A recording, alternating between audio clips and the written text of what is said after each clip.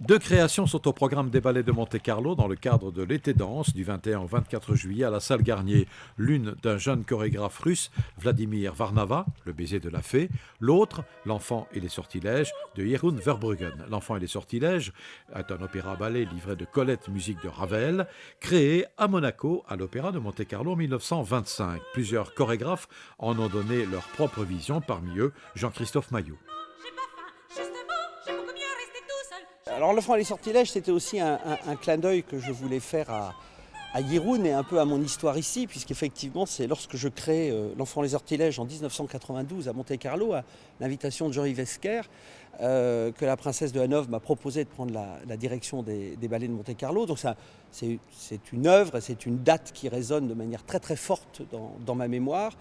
Et comme Jeroen est ce jeune chorégraphe que j'aime à penser talentueux et en train de se révéler, je trouvais sympa de lui passer le témoin, de lui demander de repenser un peu cette œuvre qui a effectivement été créée à Monte-Carlo. Et donc c'est une relecture tout à fait différente avec les yeux d'un jeune de 30 ans qui a sans aucun doute une relation à l'histoire tout à fait différente de la mienne et de beaucoup de gens de ma génération.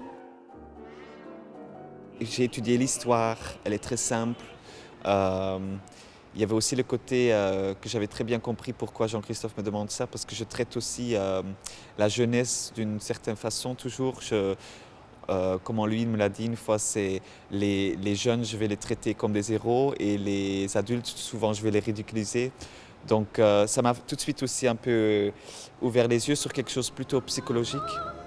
Et je suis allé en fait plutôt genre cet enfant qui détruit une maison entière et que les meubles qui se révoltent contre lui. En fait, je l'ai twisté d'une façon plus psychologique, comme si la maison est l'enfant. Donc c'est plutôt un enfant à l'intérieur de lui qui se blesse à lui en fait. Donc je l'ai traité un peu de cette façon et aussi je pense la relation avec la mère.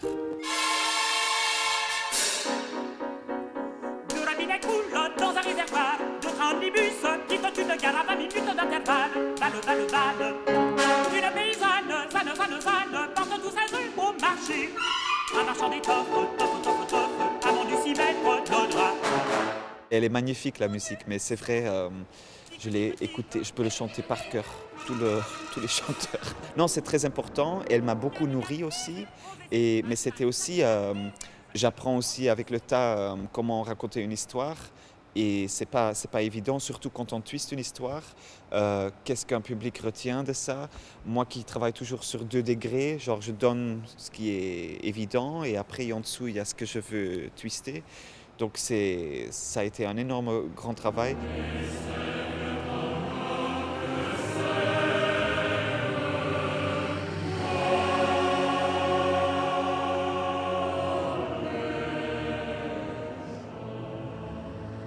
Mais j'adore ça aussi.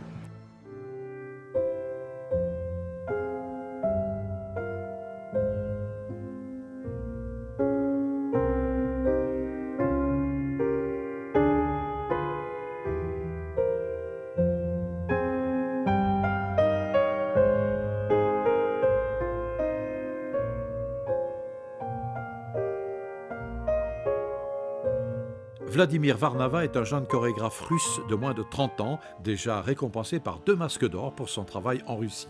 Sa version du baiser de la fée, présentée à Monaco, est une création, sa première création, hors de son pays, la Russie.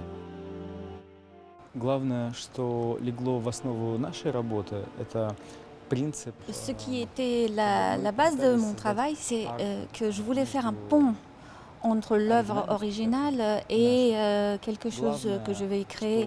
Et l'axe de ma création était effectivement la musique de Stravinsky, à qui est dédiée cette œuvre, qui lui, à son temps, a créé selon les motifs musicaux de Tchaïkovski. Donc c'est comme un reflet aujourd'hui de quelque chose qui a été fait déjà à l'époque. Pour ce faire, je me suis adressée à mon ami compositeur de Saint-Pétersbourg, Alexander Karpov, qui a donc lui composé la musique. Et nous avons donc aujourd'hui une œuvre qui a traversé 3 générations, génération Tchaïkovski, génération Stravinsky et la génération d'aujourd'hui. И сегодняшний композитор Карпов.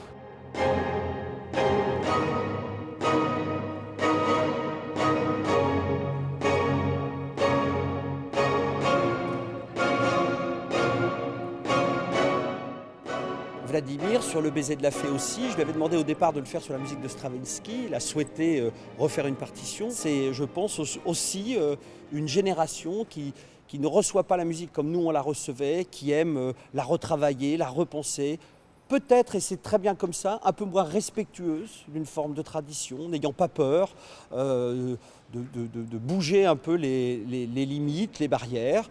Et puis, je pense que c'est un travail qui va sans aucun doute surprendre, mais qui va, je pense aussi, beaucoup parler à une génération de gens plus jeunes qui sont formatés d'une manière différente, qui conçoivent les choses d'une manière différente, et peut-être aussi secouer un peu l'idée préconçue qu'on a d'une forme plus académique de la danse.